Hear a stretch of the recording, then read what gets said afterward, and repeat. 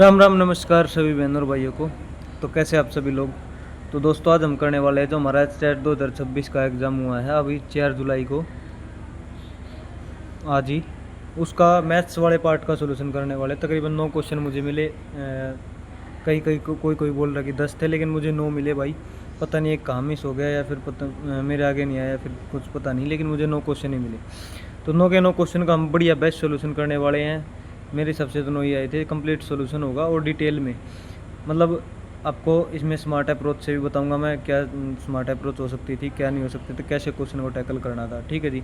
तो वीडियो को एंड तक जरूर देखना और इसकी जो पीडीएफ होगी वो आपको मेरे टेलीग्राम चैनल पे मिल जाएगी।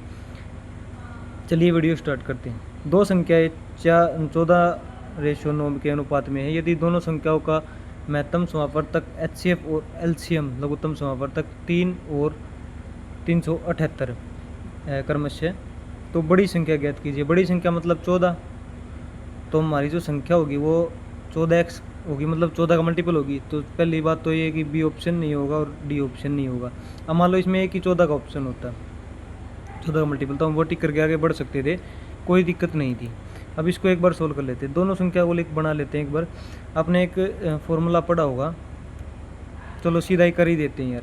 हमने दोनों संख्या मान ली, हमारी एक संख्या मान ली हमने 14x गुणा 9x, अपने फॉर्मूला पढ़ा होगा। पहली संख्या गुणा दूसरी संख्या गुणा LCM गुणा HCF, तो 3 गुणा 3 हमारा HCF आ गया और 378 हमारा LCM हो गया। अब काटापीटी मचा लेंगे 9 से काट देते हैं, 9 चौक 36, 9 दूनी 18, 14 से काटेंगे 14, ये 42, x और x स्क्वायर हो गया। एक्स स्क्वायर की वैल्यू 9 है, तो x की वैल्यू कितनी आ गई हमारी, 3 आ गई। x की वैल्यू 3 आ गई, तो 14x की पूछी थी, 14 3 42। ऑप्शन नंबर C हमारा राइट आंसर हो जाएगा। ठीक है जी। चलिए नेक्स्ट क्वेश्चन पे भाई। 84 व्यक्ति एक कार्य को 30 दिन में पूरा कर सकते हैं।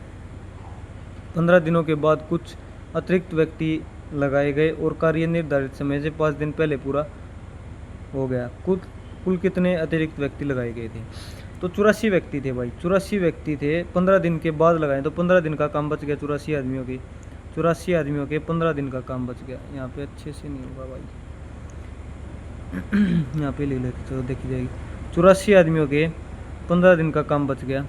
अब ये काम किया किसने, 84 प्लस x, कुछ और अतिरिक्त आदमी आए, हमने मान लिया कि वो आदमी x आए, x आदमी आए हैं, और उन्होंने कितने दिन में कर दिया। निर्धारित समय कितना था, मतलब 15 दिन और निर्धारित थे कि 15 दिन में निपट जाना चाहिए, लेकिन उसने 5 दिन पहले कर दिया, मतलब 10 दिन में कर दिया था जी, बिल्कुल 10 दिन में कर दिया। थोड़ा सा सोच के चलोगे ना तो क्वेश्चन आसान हो जाएंगे फिर। अब इनकी मल्टीप्लाई कर लेते हैं। ये 10 अंदर जाके मल्टीप्लाई होगा, ये यहाँ बन जाएगा 840 और प्लस 10x, यहाँ पे ये बन जाएगा जी। यहाँ पे कितना बनेगा, 15 चौके 60 की 0 80 लगी 6, 15 8 120 और 6 126, 1260। अब ये 840 इधर जाके माइनस हो जाएगा, तो कितना आएगा 420 आएगा। 10x की वैल्यू 420, 0 से 0 काट देंगे, x की वैल्यू 42 आ गई, और यही हमारा उत्तर था। x की वैल्यू हमें निकालनी थी। ऑप्शन नंबर डी हमारा राइट आंसर हो जाएगा। ऐसे करना था इस क्वेश्चन को। ठीक है जी। चलिए अब नेक्स्ट क्वेश्चन पे चलते हैं। x y और z ने साझेदारी में प्रवेश करते हैं। x शुरुआत से कुछ धनराशि निवेश करता है, इन्होंने बताया नहीं कितनी करी है। y शुरुआत से 4 महीने बाद, ये 4 महीने बाद y जुड़ता है और x की राशि का 3 गुना निवेश करता है। जितनी x ने राशि निवेश की थी वो, चलो एक बार लिख लेते हैं, ठीक है, ऐसे आप कंफ्यूज हो जाओगे। ये हमने मान लिया x है, ये y है और ये z है। x ने मान लिया हमने A रुपये की राशि इन्वेस्ट की, और 1 साल के अंत तक ये 12 महीने होते हैं, 12 गुणा कर देंगे। ठीक है जी। अब y ने कितनी की, हमें इसका रेशियो लेना, तो रेशियो बना लेते हैं यहाँ पे। ठीक है जी। y ने 4 महीने बाद, मतलब 12 में से 4 गए 8 महीने, और कितनी, x से 3 गुणा, मतलब 3a राशि, और कितने महीने के लिए, 8 महीनों के लिए। अब z ने रेशियो, इसको अलग पेज पे कर लें तो अच्छा रहेगा, शायद यहाँ पे लिख लेते हैं इसको बस एक बार नीचे। ठीक है, यहाँ पे लिख लेते हैं, थोड़ा अच्छा भी होगा। x y और z, x ने a राशि 12, y ने 3a गुणा 8, ये रेशियो बीच में। ठीक है जी। अब रेशियो और जेड शुरुआत से 9 महीने बाद वाई की राशि के 2 गुना निवेश करता है। वाई ने जितनी राशि, वाई की राशि कितनी 3A थी, तो 3A का 2 गुना 6 निवेश करता है। और शुरुआत से 9 महीने बाद, तो बचे कितने, 9, 12 में से 9 गए, 3 महीने बचे, इतना इनका वो ले लो, रेशो ले लो, जो भी कटता उसको काट दो। तो यहाँ से हम 6 काट सकते हैं, 6 दूनी 12, 3 और 2 काट देंगे, यहाँ पे 4 बचेगा, यहाँ पे 6 का 6 कट जाएगा, तो कितना बच गया, यहाँ पे ऊपर लिख लेते हैं x y z, इसका रेशो बच गया 2, 4 और 3। अब इनको जोड़ लो, कितना आ गया, 4, 3, 7 और 2, 9, तीनों को जोड़ेंगे तो 9 आ गया। और 9 की वैल्यू हमें दी हुई है 45,000।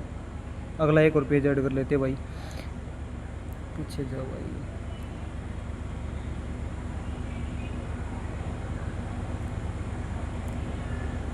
एक पेज ऐड कर लेते हैं भाई, ठीक है जी। कितनी राशि बच गई जी, 9, 45,000, कितना दिया होता, 45,000 था ना ये, तो भाई 4,50,000 था भाई, सॉरी 4,50,000, ठीक है जी। ये 9 की वैल्यू दी हुई है और हमसे पूछी किसकी है, वाई का हिस्सा कितना, तो वाई का हिस्सा कितना है, 4 है, 9 में से 4 हिस्सा वाई का है, ठीक है जी। तो 9 से काटेंगे, 5 बार में कट जाएगा, 5 का 20, मतलब 2 लाख रुपए, 20,000 लाख, 2 लाख रुपए हमारा राइट आंसर हो जाएगा, जो कि किस ऑप्शन में, ऑप्शन नंबर सी में है जी। बस इस तरह करना था, ये कुछ नहीं था।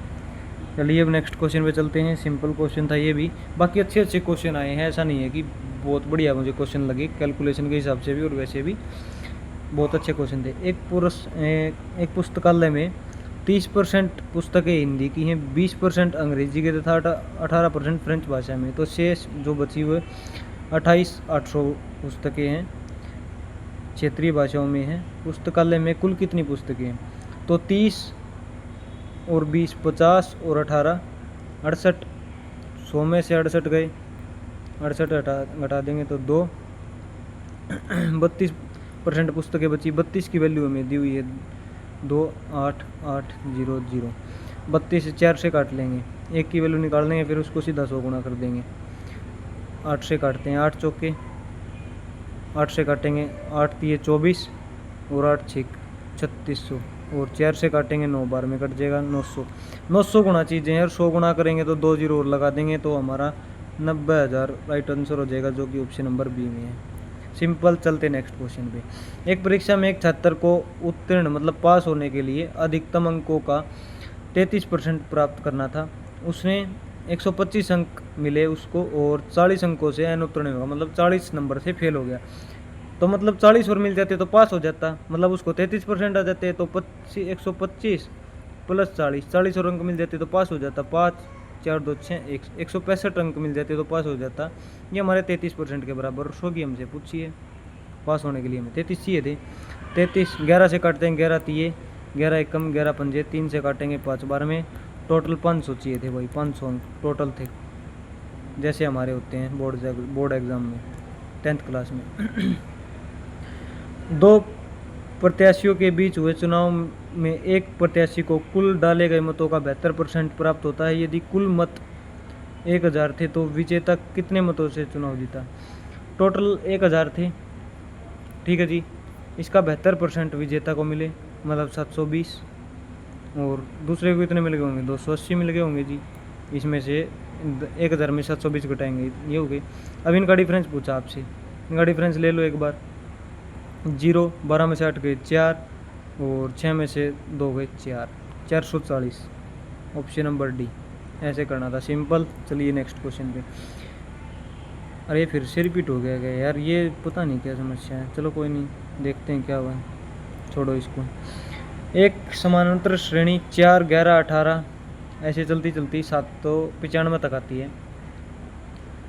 तो ये पद कौन से नंबर का है? ठीक है जी। इस पद का ज्ञात करने का फॉर्मूला होता है हमारा Sn बराबर n/2 bracket 2a plus n-1 गुणा d।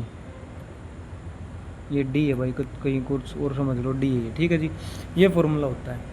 अब इसमें एन जो है वो ये हमारा कौन सा नंबर होता है, कितने नंबर की है वो बोलता है, उसको बताता है, उसको डिनोट करता है। और ए है हमारा फर्स्ट पद को, मतलब 4 को डिनोट कर रहा है। और डी हमारा जो इनके बीच का डिफरेंस है 7, 11 में से 4 गए 7, 7 हमारा डी की वैल्यू है। ए हमारा 4 है। अब बस इसमें वैल्यू रख देंगे, फॉर्मूले में कोई दिक्कत नहीं आएगी। और एस एन जो हमारा वो 795 दिया, तो फॉर्मूले में रखते हैं 795 बराबर n/2। और ये 2 को इधर ही मल्टीप्लाई कर देते हैं, पहले ही 2 को इधर मल्टीप्लाई करेंगे, 795 को 2 से मल्टीप्लाई करेंगे तो 5 दूनी 0, ऐसे लगी 1, 9 दूनी 18 और 1 19 का 9 का ऐसे लगी 1, 7 दूनी 14 1 15, 1590। ये बराबर आ जाएगा हमारा n।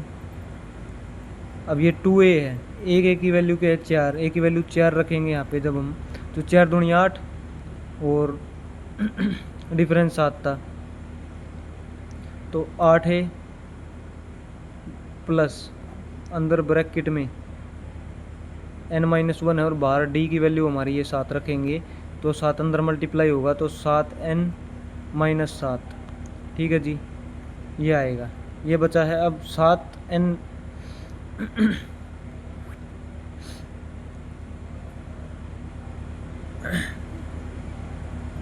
अरे 8 ही कहाँ बच गया यार, 8 आ गया ये तो, सॉरी भाई सॉरी। हाँ 4 रख देंगे तो यहाँ पे वैल्यू आ जाएगी 8 प्लस यहाँ पे अंदर आ गई थी हमारी 7 से मल्टीप्लाई करेंगे जब इसको, तो 7n-7।